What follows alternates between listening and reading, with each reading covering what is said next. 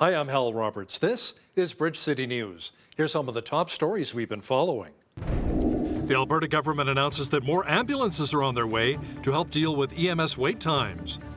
A new report says Catholic chaplains will be phased out of the Canadian military. We will explain why. And the deadliest plane crash in 30 years in Nepal left at least 68 people dead. Your nation. Your province. Your southern Alberta. From the heart of Lethbridge, it's Bridge City News with Hal Roberts. Thanks so much for joining us. The Alberta government says it is accepting recommendations from a recent report from both the Alberta Emergency Medical Services Provincial Advisory Committee and the Independent Dispatch Review and is working on a plan of action to carry them out. Health Minister Jason Copping says that includes fast-tracking ambulance transfers at emergency departments and empowering paramedics to assess a patient's condition on scene and to decide whether they need to be taken to an ER by ambulance. Minister Jason Copping also says more ambulances are on the way. Edmonton and Calgary will get 20 additional ambulances during the peak hours in the coming months. That's on top of the 19 ambulances we've already added this year in both cities. Putting those additional ambulances and EMS staff on the road in Edmonton and Calgary will speed up response times in the cities and in the surrounding communities. It means more ambulances can stay in their home community, such as right here in Spruce Grove. Government officials say a review by PricewaterhouseCoopers says Alberta's central dispatch model follows world-leading practices and design. Prime Minister Justin Trudeau was in Saskatoon on Monday touring a rare earths element processing plant. He says as more of the world looks to renewable energy, more countries will look to Canada for our essential minerals. These electric vehicle batteries that it's going to be reliant on, the innovative ways of generating clean energy. These are things that Canada has not just the raw materials for, but the extraordinary workers that are going to be able to deliver it. That's what we've been focused on as a government over the past number of years, building up that reliability, building those investments in good jobs for the future that we're starting to see actually land now. A new report says the Canadian military has allegedly hired gay advisors to help innovate religious instruction in the Canadian Armed Forces. The report from Blacklocks says it follows a cabinet-appointed recommendation that Catholic chaplains be purged from the military over church teachings that contradict federal policy. A cabinet advisory panel last April recommended the military ban Catholic chaplains. The report said religion can be a source of suffering and generational trauma. The report said this is especially true for many in the LGBTQ2+ community. The panel added that the defense team cannot consider itself supportive of inclusivity when it employs members of organizations whose values are not consistent with the Department of National Defense's ethics and values. Well, it was quite foggy earlier today across much of southwestern Alberta. In fact, over the last couple of days, our region has been under very thick fog. We're slowly seeing that change in weather as a lot of the clouds are clearing out, some of that denseness. Jesse Wager, a meteorologist with Environment Canada, says foggy conditions are traffic hazards and has some tips for us to stay safe on the roads. We do recommend that you are turning your lights on, not relying on your daytime running lights, so that you can people behind you can see you, leaving enough space obviously between you and the vehicle in front of you. And then if it is to the point where the visibility is so low that you can't see safely in front of you, we do recommend that you postpone all non-essential travel until the conditions improve. Well, Environment Canada says some of those conditions should improve throughout southwestern Alberta this week. Well, we experienced quite a bit of that thick fog and thick ice on our windshields earlier today. Jeanette Rocher is now with an early peek at the forecast. Jeanette, fortunately, the fog is lifting and we should see some mild temperatures for most of the week. Yes, for most of the week, we will be sitting at plus temperatures, and another southern Alberta community coming in at the hot spots in Alberta today. Raymond, Alberta is sitting at 5.6 degrees. Now here in Lethbridge, we didn't quite reach our high of 4 degrees. Overnight low this evening, -6. Also seeing some flurries begin overnight. Those flurries could last a little bit into Tuesday. High of 1 degree tomorrow with a mix of sun and cloud later on in the day. I will be back later in the show to give you the 7-day forecast. Great. Thanks so much, Jeanette. Alberta winters can be challenging at the best of times, with short days and cold winter weather hitting us for up to 5 months. It is Blue Monday, which is reportedly the saddest day of the calendar year. Staff from the nonprofit group Participation say implementing physical activity can help stimulate our brains and improve our mental health. Physical activity has a number of key health benefits. We typically think of the physical benefits, so improved heart health, on our joints and muscles, which are great and definitely true.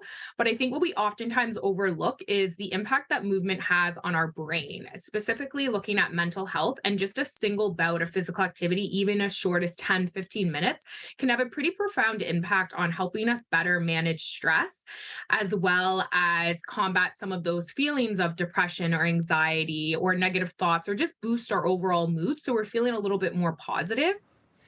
According to the good folks with Participation, 81% of Albertans agree that physical activity improves their mood. Over 30% think it takes about 30 to 60 minutes of activity to feel any mood-boosting benefits. The last few weeks have been quite the roller coaster ride for one Lethbridge woman. After unexpectedly losing her 40-year-old sister, who was also her business partner, Jessica Tchaikovsky is now dealing with several challenges she never expected to face. Angela Stewart has her story. It's a time of reflection for her now, recalling some of her fondest memories with her sister. They were an unstoppable duo. It's what's helping her get through such an unbearable time. Her being my support system, and you know, whether she showed me or told me that I could do something, that's my biggest thing right now. Jessica Tchaikovsky never expected she would lose her other half. My sister was she was always, she was actually a fairly healthy person. She was fine Christmas night, and then Boxing Day morning she woke up really sick. 2 days later, Tchaikovsky's world shattered when her older sister Lisa passed away unexpectedly after suffering with a case of necrotizing fasciitis, a flesh-eating bacterial infection. According to Manitoba Public Health, in Canada, there are 90 to 200 cases of necrotizing fasciitis each year, and about 20 to 30% of cases will be fatal. Often what we find, there's some individuals who are more at risk. Again, not everybody, but people who have chronic wounds or new wounds, or people who had chickenpox. It's one of the complications of chickenpox because people scratch. It just traveled right from her face down her neck into her chest, and she didn't survive it. Her life completely changed at that moment. Now, the Lethbridge mom is raising her sister's 3 kids, along with her own, all while trying to run their family business, Eddie's Bistro and Bakery, independently. Some days are better than others, some days are harder than others, but right now you just got to do it, and she would do the same for me. Business is halted for the time being as the family tries to navigate through life after Lisa's untimely passing. Tchaikovsky isn't sure when the pain of losing her sister will ease, but for now, the focus is on the kids and their family. For Bridge City News, I'm Angela Stewart. Such a sad story. And by the way, a GoFundMe page has been set up in Tchaikovsky's name with a goal of $5,000 to help her during this very difficult time. The Community Foundation of Lethbridge announced 3 new grant program applications totaling $750,000. The funds will go to charities throughout southwestern Alberta. The Community Priorities Henry S. Varley Fund for Rural Life and Youth in Action grant programs will be highlighted this time around. Staff from the Community Foundation say the charitable sector is facing a lot of challenges, and this money will be able to help many nonprofits moving forward. 2022 has been a hard year for a lot of folks, and so a lot of donations were down. So for us to be able to come out with this funding through our grants programs is really fantastic. It feels great for us. We're very optimistic about the groups that are going to come in and request this funding and the projects that they're going to be able to proceed with. Some of them wouldn't be able to proceed with their projects if we weren't funding them. So I think it's pretty critical that we're able to get this money out to the community right now. The Community Foundation helped to distribute $1.1 million in grant funding throughout the last year. The Curbside Organics program is set to launch across Lethbridge later this spring.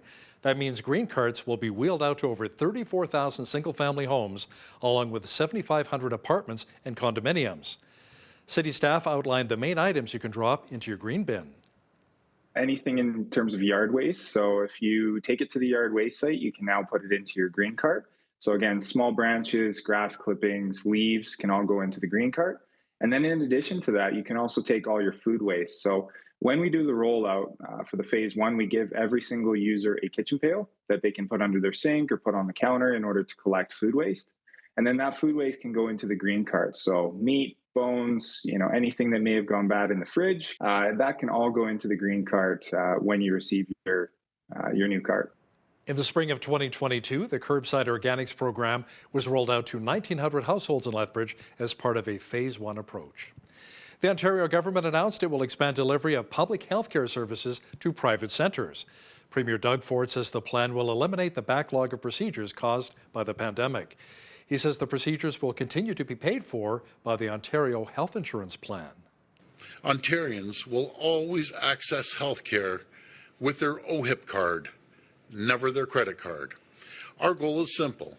Whether it's an emergency in the middle of the night or a problem that's been bothering you for years, no matter where you live, we want to connect you to more convenient care closer to home. Critics of the Ford government say they are concerned about what the plan will do to hospital staffing levels. A number of residents have moved into a new tiny home village located in Winnipeg. The Indigenous-led project was launched to help address homeless issues in the city while also offering resources for those battling trauma, mental health, and addictions issues. We had a couple of sharing circles with folks who we knew who were living on the streets on what they felt would be an ideal place for them to live. And they said that it had to be safe, it had to be minimal barrier, and it had to be something that they could call their home. And they didn't want lots of rules and regulations and worry about being kicked out if they smoked a cigarette in their room. So we took everything that they said and we did up some proposals and applied for money to build the village. We have a beautiful medicine room. We have a sacred fire pit for ceremonies. And then we're building a small 10-person sweat lodge so that we can have our own ceremonies with a sweat lodge here. More stories are being told of survivors who lived through tornadoes that hit Alabama last week. As we hear and see in this next report, a number of survivors hid in tubs and containers as the twisters ripped through their communities. The storms killed at least 9 people. On a normal day, you might find someone scrambling to find a missing toy or stressing over spoiled food. We had a swing set in the backyard. It's across the street, mangled in those trees. Trampolines in their front yard, wrapped around their trees. But today, I lost a lot of things materialistic. I don't have insurance, but I don't even care because my child's all right. That's really all that matters to me. Is different for 54-year-old Leah Johnson. Amber was in that back bathroom back there, and it's now in the ditch with the trees all on top of it. Johnson's daughter and grandson hid in a bathroom inside her trailer as a tornado tossed the home off its foundation. They walked away with gashes on their foreheads and bruising. All this stuff is materialistic and can be replaced, but if I'd have lost her, I don't think I could have lived through that. 7 people in Autauga County, Alabama were killed after a tornado ravaged the area Thursday. And then afterwards, when we came out, like I said, his helper was hollering for help, so we went over there to help him. 2 of the victims were mechanic David Holland's neighbors. He and his employees took cover in a container inside his garage as the tornado quickly approached his home. When they came out, so my shop right here was came over this way about 31 foot by 78 foot, and it took this half of it off. Part of Holland's roof is gone and he's surrounded by a field of mangled mementos. But you won't find him searching for any items. We're good. We really don't need nothing. I mean, we've had plenty of help. So if you got somebody else that might need it more, or asking for anything, because he has the one thing that's invaluable. I guess we did a lot better than most. We got damaged, but we're still here. Reporting in Autauga County, Alabama, Sharon Johnson, Associated Press. A plane making a 27-minute flight to a Nepal tourist town crashed into a gorge on Sunday while attempting to land at a newly opened airport, killing at least 68 people. One local resident said he was sitting on the terrace of his home and started recording the moment he saw the plane flying at a very low altitude. बहुत सी blast आ गया, मैं तो video of कर लिया था और इधर एक फ्लेम आ गया था, वो लाल फ्लेम आ गया था और जहाँ मैं बैठ रहा हूँ वहाँ पर मुझे भूकंप जैसे भी वो कंपन आ गया था और मैं तो नाराज हो गया। फिर मैं मोबाइल डाउन कर नीचे चला गया। अब आसपास के बाजू वाले के लोग भी आने लगे। थोड़ी देर बाद पुलिस भी आने लगी और मैं वहाँ से वापस अपनी जगह पर आ गया ताकि वो सर्च एंड रेस्क्यू टीम को आसानी हो जाए, वो भीड़ जमा ना रह जाए। Authorities in Nepal say it was the deadliest airplane crash in 3 decades. Rescue workers in Ukraine scrambled to pull survivors from the rubble of an apartment building hit by a Russian missile in the southeastern city of Dnipro. Authorities say 21 people died in the attack and at least 30 are still missing. Я просто в шоке был. Я никогда такого не видел, даже никогда не думал, что может прилететь в мой дом. Типа, это жилой массив совершенно. Тут нету ни военных объектов, нету ничего вообще, ни ПВО не стоит, ничего совершенно, ни военных баз.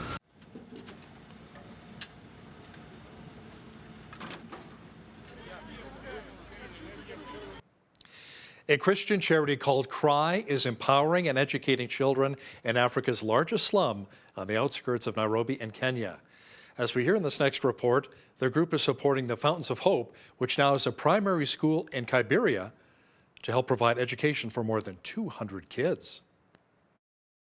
Based on the outskirts of Nairobi in Kenya, Kibera is the home to at least 250,000 people and is the biggest slum in Africa, where lack of access to an education is one of the main barriers to children meeting their potential there. That's why Christian charity CRY supports the Fountains of Hope primary school in Kibera, which educates more than 200 children.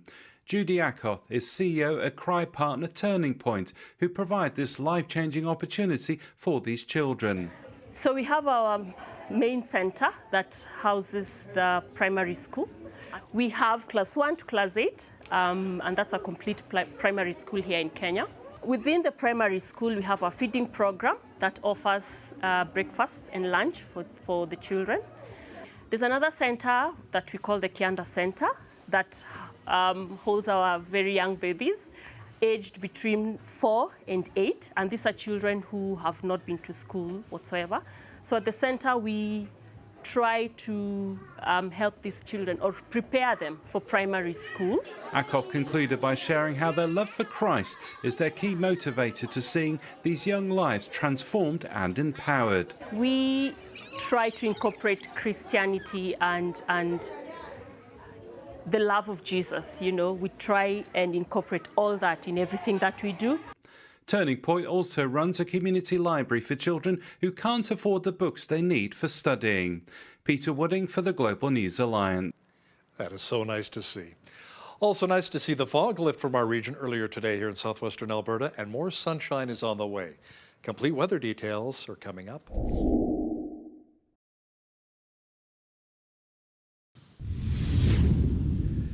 It was so easy to kind of feel the blues on this Blue Monday. We had lots of fog and cloud cover earlier today, but fortunately not that cold.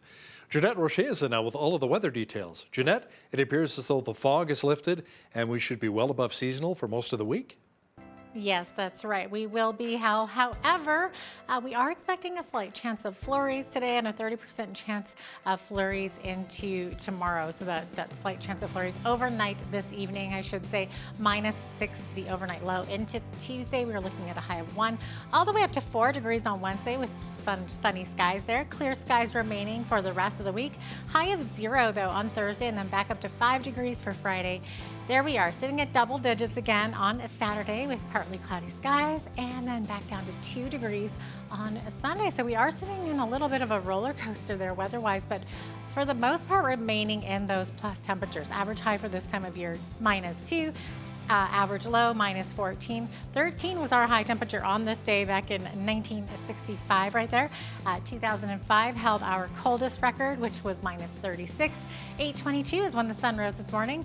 Sunset this evening right at 5 p.m. So that should give you a little bit of, happy news on this Blue Monday is that the sun is now setting at 5 p.m. instead of the 4 p.m. hour. Okay, so Victoria looking at a 30% chance of showers in the morning, switching to a 70% chance by the afternoon.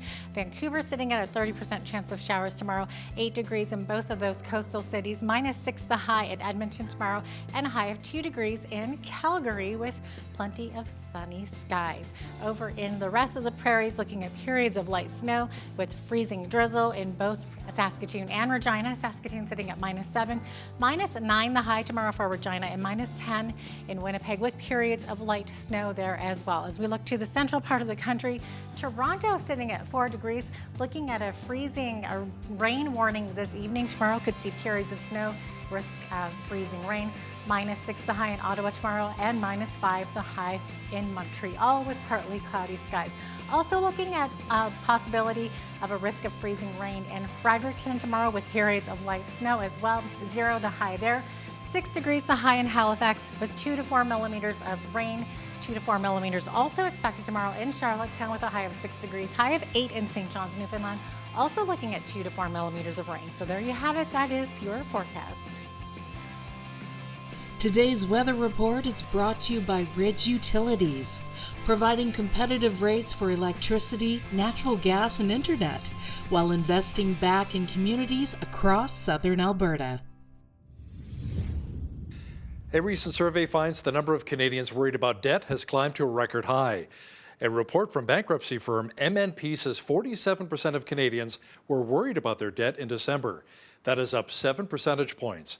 64% of respondents say they were worried about not being able to pay their debts as interest rates rise, while 59% said they would be in financial trouble if interest rates climbed any higher. The Canadian Real Estate Association says home prices in many of our country's bigger markets will fall close to 6% this year. The association also expects home sales will drop a 0.5 percentage point, meaning around 495,000 homes will change hands in 2023. CREA says its predictions are based on sales more or less stabilizing since last summer, adding that high uncertainty may be in the rearview mirror. The average home price this year is expected to reach around $662,000 this year. Stats Canada says manufacturing sales were flat in November at $72.3 billion.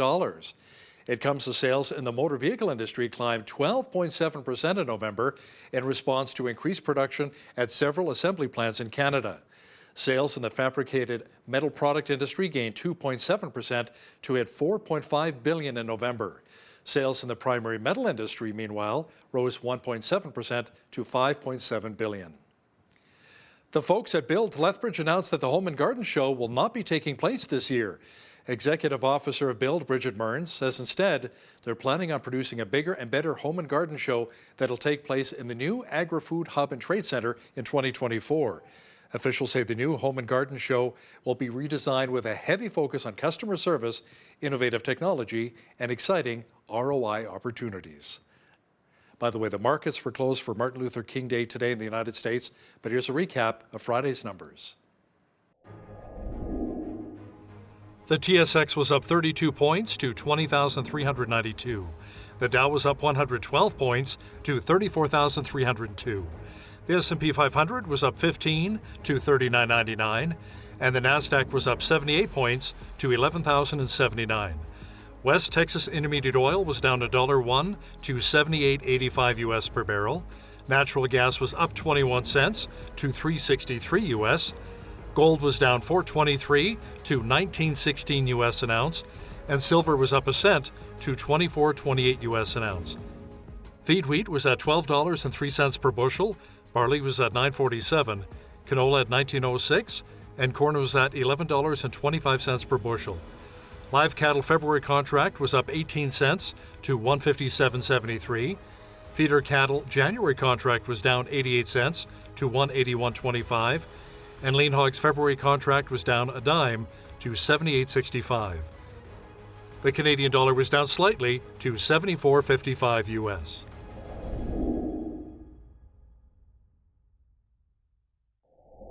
Recapping one of our top stories, the Alberta government says it is accepting and will be implementing recommendations from a recent report involving EMS dispatch.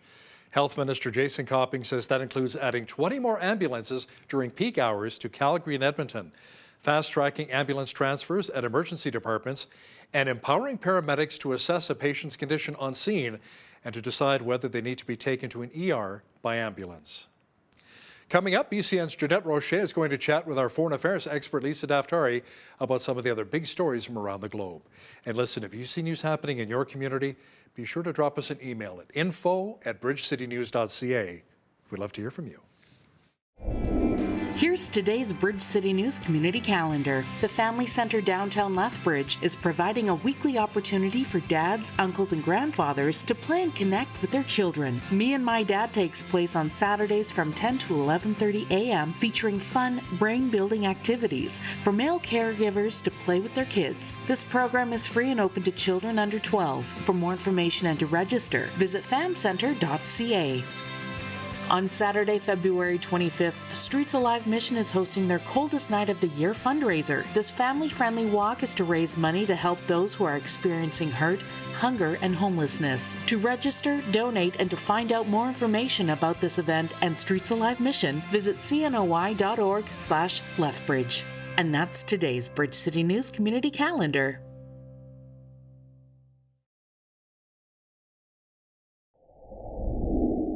Classified documents about Ukraine, Iran, and UK found in Biden's possession, plus the Republicans try to put a stop to feds working with big tech for censorship, and could a conflict in the Pacific lead to World War III? To break down all of these international headlines, I'm going to bring in counterterrorism and foreign policy expert Lisa Daftari, who's also the editor of Foreign Desk. She joins me from Los Angeles. Lisa, hello, welcome. Great to see you again.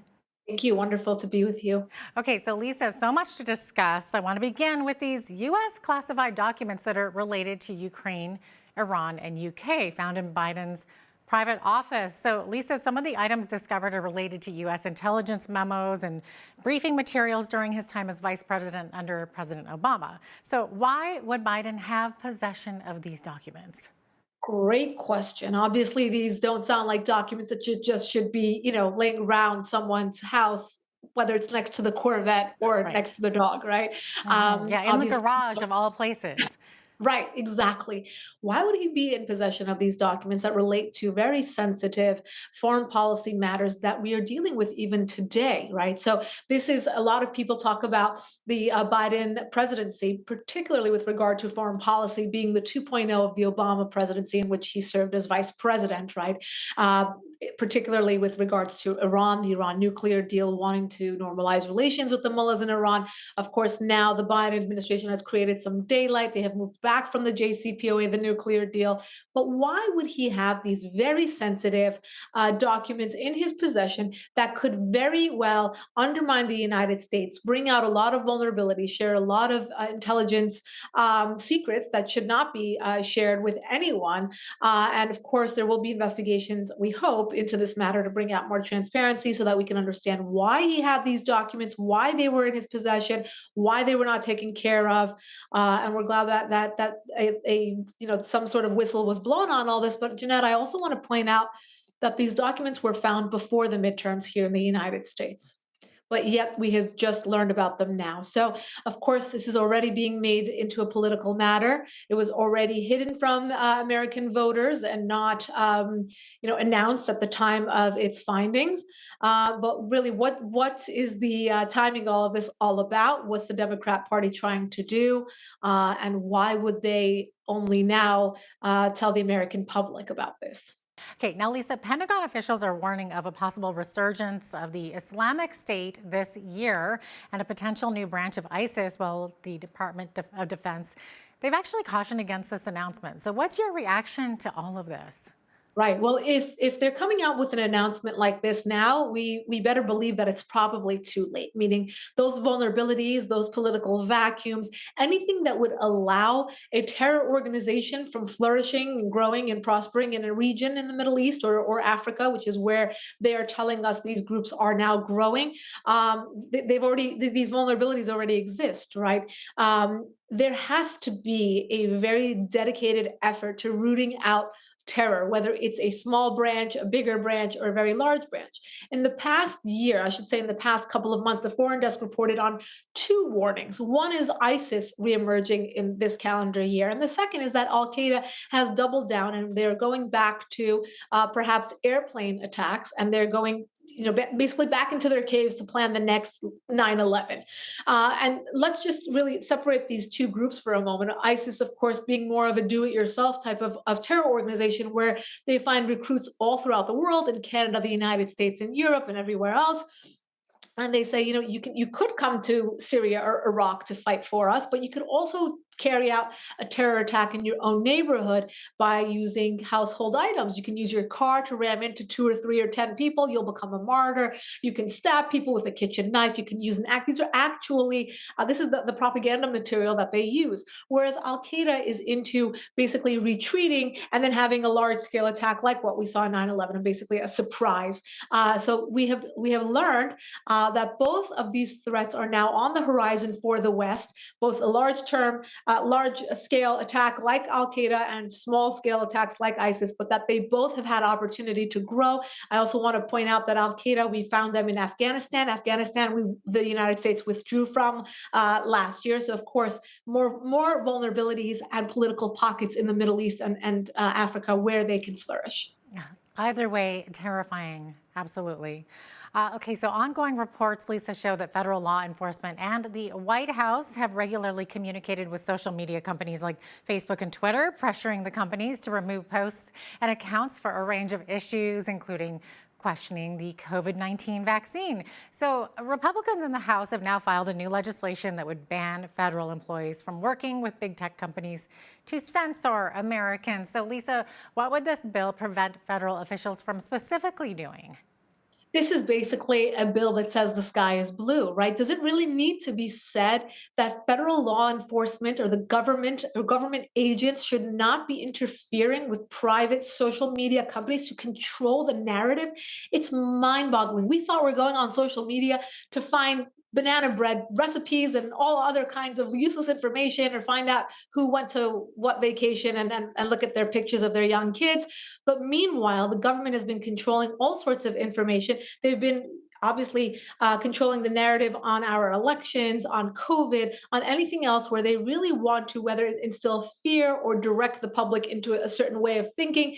It's mind-boggling that they have used these social media platforms as tools against people, and they will continue to do so. I don't believe that this bill will, in fact, deter whether it is on the part of the social media companies from using their platforms as tools and censoring what they want and what they don't want, and the government from interfering in that censorship. So it's a horrific thing. I mean, for us as consumers of social media, for us to be on those platforms and to actually give this or the government an opportunity, or these social media platforms an opportunity to control what they're showing us, what they're feeding young people, what they're seeing.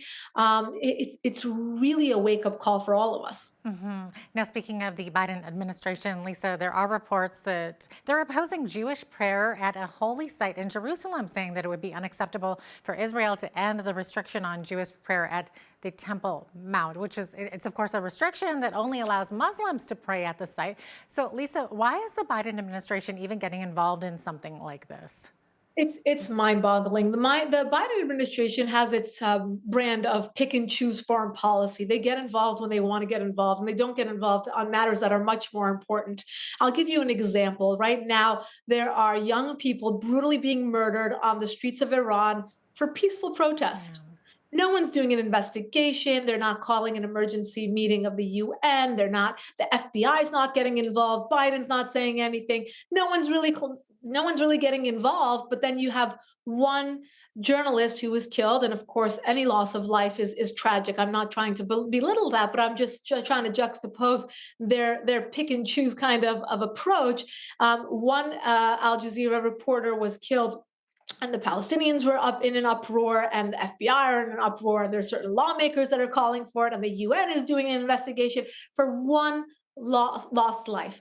And then you look at the Temple Mount, which is on Israel's territory. Obviously, the Jordanians control it right now, but when Christians want to pray there, they have to wear these yellow garbs. We reported on this on the Foreign Desk this past week. It's horrific. I mean, it's a throwback to the Holocaust where you had to have a yellow star if you were Jewish. They're making people marked. They're marking you because of your religion to go pray at a place where every religion should pray side by side. And meanwhile, for Jews to go there and pray, their neighbors are calling it an act of war. And because of that, the Biden administration is now getting involved. I mean, again, think about all the other important matters where the Biden administration is not giving their attention, all the loss of life that we're seeing around the world, and the Biden administration not worrying or not caring. Look at the women of Afghanistan not able to leave their homes or go to school. I mean, there's so many tragedies right now and so many real crises that need the attention of the White House, and they're just not getting it.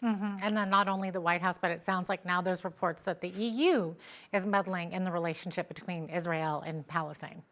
Right, absolutely. So the EU definitely has an axe to grind. They've never really been truly, which is interesting because when you look at the establishment of the state of Israel, it was obviously the Europeans who spearheaded that along with the United States to give the nod.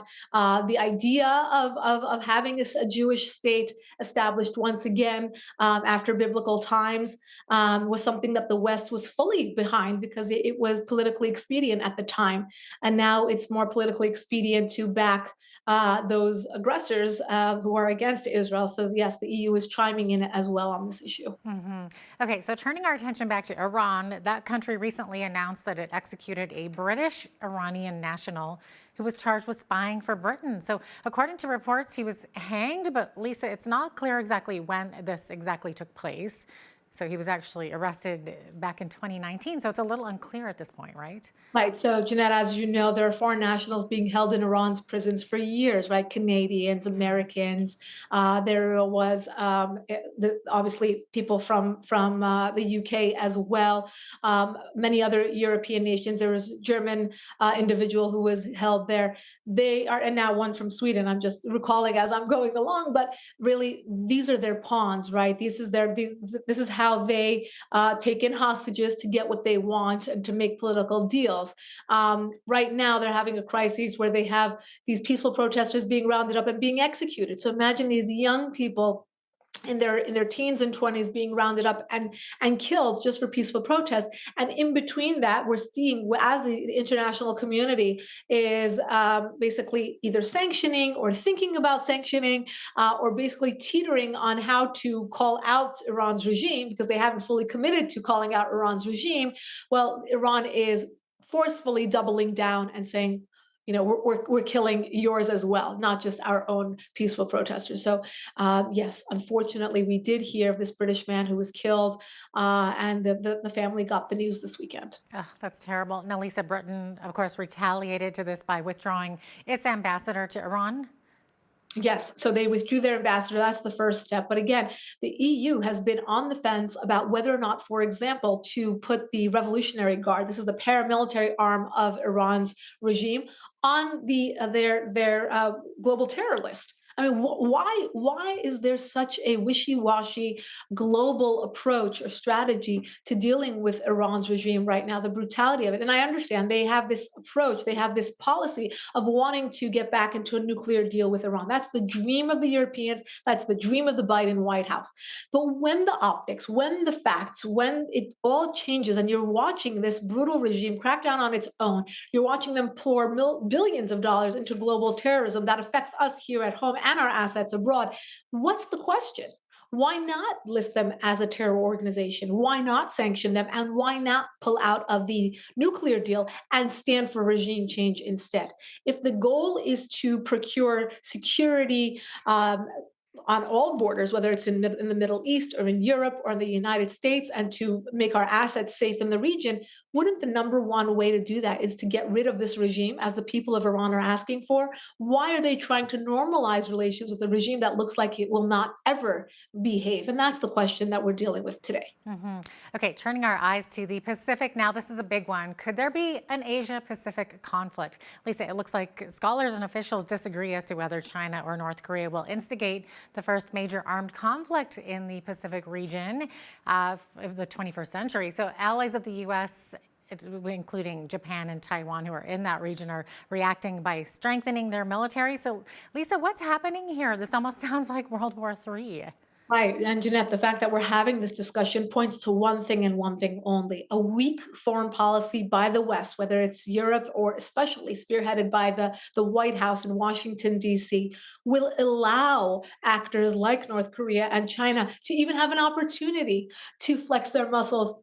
And that's why their neighbors are so worried right now. That's why we're talking about a potential World War III. When you have President Biden meeting with President Xi Jinping of China just a couple of months ago, they had a 3-hour conversation. And the only thing that President Biden walks away with is they're not going to invade Taiwan. Well, really, how do we know that? How do you really believe a dictator? He didn't press him on many of the other issues. He didn't press him on his presence in the region. He didn't press him on all of the, the lies about COVID and all of that.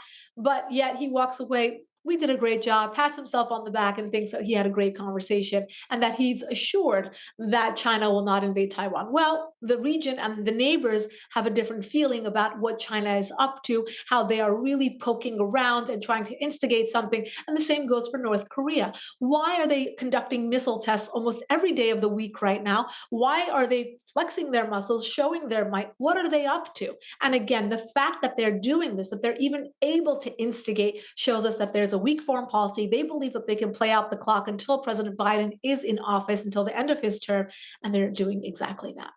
Lisa, thank you so much for joining me today from Los Angeles. So great to have you on. My pleasure. Thank you for having me.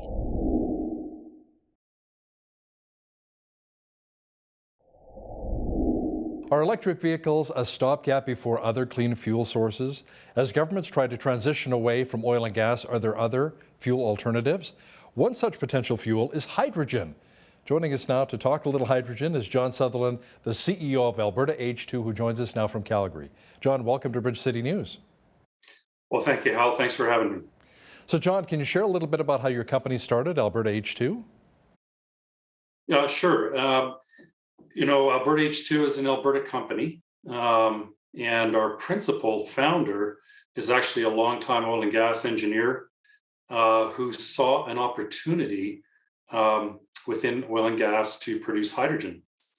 So he followed his instincts, and we're onto something. We have a patent application in, so we're looking forward to executing on his dreams.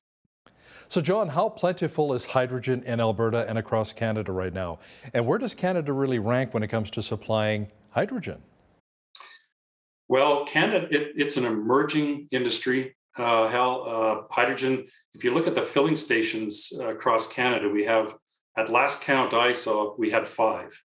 So if you're hoping to have a hydrogen powered vehicle, certainly in 2023, it's perhaps a little bit too soon to find a filling station. But there are lots of incentives in Canada to pursue hydrogen. And, at this point in time, we hear that there's, some of the large industries are really focused on hydrogen production. And I can certainly add to how we're going to play a role in that. It may be small in the beginning, but I can tell you how we're going to do that as well. So, John, how do you really see hydrogen powering Alberta and our economy in the future? I know we've seen Premier Kenney touring around promoting hydrogen to other markets around the world. Yeah, hydrogen, I think, has the potential to be a viable, I won't say alternative, but supplement our current energy resources. Our fossil fuels have done us well for many decades, and I think we're going to see that in the decades to come. Really, it's now what alternative energy sources are there out there that can practically supplement that oil and gas foundation. And at Alberta H2, we see a potential niche for hydrogen in this province and in fact, our country. So we're looking forward to, firstly, proving our technology and then hoping to deploy it out there. So who would you say are some of your biggest clients right now? Which industries in particular? Well, getting back to where Alberta H2 really started, within, recognizing oil and gas So the technology, and I don't want to delve too much into it, but the feedstock for our technology here in Alberta, for example, is actually using what many would consider a wastewater as a byproduct of oil and gas. It gets injected back down into a reservoir, I guess in perpetuity is what the thinking was. We can use that byproduct as our feedstock to produce hydrogen. So, the potential for hydrogen production in this province is enormous. And that's using our type of technology, which is electrolysis. So now the technology your company uses for creating hydrogen as a fuel, has it been around for a long time? Electrolysis has been around. The science of electrolysis has been around for for maybe 100 years or more. It's really just sort of in the last, I would say, 10 to 20 years, being recognized as a potential alternative when producing hydrogen. Typically, hydrogen is produced. The majority of hydrogen produced in the world right now is done using methane as a feedstock. Given where we are here in this oil and gas basin in Western Canada, being able to use this produced water or wastewater from oil and gas allows us to tap into a large resource for our feedstock. And I will add that Alberta H2 hydrogen production through electrolysis is also applicable to seawater. So, this goes well beyond the boundaries of Alberta and has applicability around the world. So John, let's delve a little more into how your technology can use water from the oil drilling process. Well, sure. So essentially electrolysis is, if you want to look at it in the most simplistic forms, is applying an electrical energy source to water.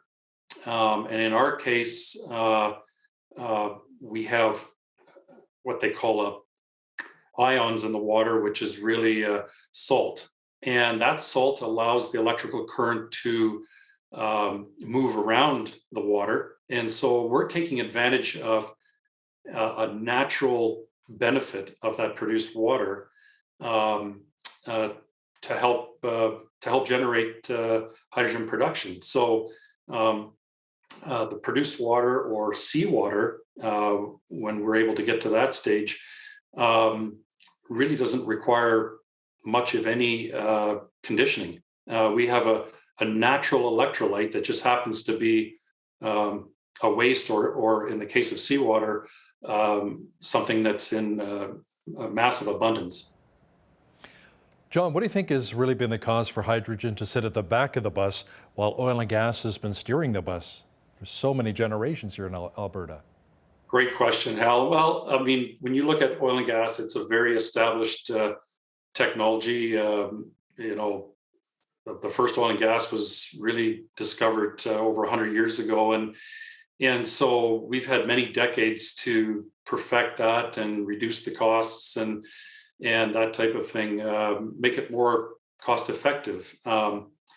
Hydrogen really is, we talked about electrolysis, the science being around for many years, but when you look at the hydrogen production, to really zero in on that from electrolysis, and even using the other technology, getting hydrogen from methane, that is relatively more recently. And so the costs to bring that hydrogen production down we're experiencing that now, but we're going to see more of that into the future before it can become competitive with fossil fuels. John, is there something that really sets Alberta apart from other jurisdictions when it comes to hydrogen and hydrogen production? Another great question. Look, I've spent the majority of my career in oil and gas, and I've seen great innovation within this sector. And I believe that anywhere where you have existing innovation and creativity, you have the ability to pivot and also a vision and a desire to try some different things. And so I think Alberta is a terrific arena to test these waters, so to speak. Now, there's a hydrogen fueling station in North Van and on Vancouver Island. How do you see the infrastructure being built across the country? Well, there's I've had so many discussions on this. Is it a chicken and an egg situation where if you build the hydrogen filling stations, the hydrogen vehicles will follow? When you look at the other filling stations, they're in Ontario, and we seem to be having those stations positioned probably mostly to deal with large transport, and also in places where there's higher population. So I think you're going to see a gradual spreading out from those larger centers, but I think it's going to emanate from those large centers first, because that's where you're going to have the larger demand with those centers. Now, is this a fuel that will really be cost effective for both industry and retail customers? We're in the midst of I would say we're onto something with this. There's been a lot of studies done on the unit cost of hydrogen versus the unit cost of natural gas or gasoline and those types of things. And so getting back to the creativity and innovation, I see those are the types of things that can bring those costs down and improve the product, improve the purity, and help make this viability become a reality. So what are you seeing right now from car manufacturers, John, in terms of hydrogen models? Well, another great question. So I was fortunate to be able to present at the Canadian Hydrogen Convention in April in Edmonton, first one, in fact, here in Alberta, and had a chance to tour around the various exhibits. Toyota had a model on the floor there, and had a chance to talk to the people at that particular exhibit. This Toyota is ahead of the curve when it comes to car manufacture. Hydrogen produced powered vehicles. And so when you look at where they're at, it's astonishing. A significant range on a if I can just use the quotes, a tank of hydrogen propels that car over 1,300 kilometers, and that's quite a significant range. I know, there's been a lot of discussion over the battery-powered cars and cold climates and those things, but hydrogen can transcend those. It operates differently. What would it actually cost to fill a car? Like you said, you get 1,300 K, let's say a car's got, a 50, 60 liter tank. I know it'd be different technology, but what would it cost to fill, let's say, one of those Toyotas you were talking about? Good question again. So, I don't know what's to blame for the answer to this, the metric system or what have you, but the hydrogen is usually quoted in kilograms, and we buy fuel, as you know, in liters and gallons and things like that. So, but the equivalent cost for a tank to get you 1,300 kilometers is about $60 or $65. Oh, wow. That's incredible range, 1,300 K.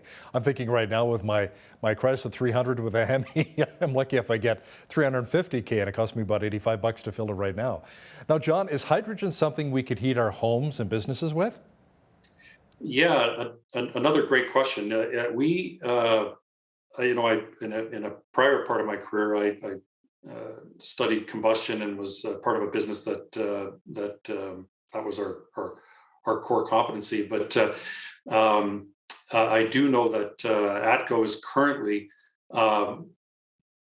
undergoing a sort of a pilot project near Edmonton to heat a number of homes by blending hydrogen in with the natural gas. So really, it's a great energy source, and I can't recall what the blending percentage is, but it's in the neighborhood of about 20% of the volume. So absolutely, and it's clean. It doesn't require any retrofits to your heating system in your home as you know it now. So quite a seamless exercise. Now, John, there are a lot of other products that are made from oil and gas. Oil specifically, we think of plastics, we think of driveways, asphalt driveways and so forth. Is hydrogen this kind of substance that can be used as a building block or component like petrochemicals? When I started my presentation in Edmonton in April, and again here at the Global Energy Show in June, I confessed that electrochemistry was not my strength, and that's why I sided with a founder who has a great strength in this.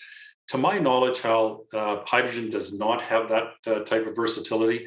When you look at fossil fuels, some of those molecules are longer than our arms combined. So there's just a lot of possibilities in refining some of those, some of those derivatives. Hydrogen, I think the best way I look at it, and I believe this is to be true, is that hydrogen is really strictly an energy source. John Sutherland, CEO of Alberta H2, thanks so much for teaching us all about hydrogen today and for joining us from Calgary. Hal, thanks for having me. On behalf of all of us here at Bridge City News, I'm Hal Roberts. God bless and thanks for watching.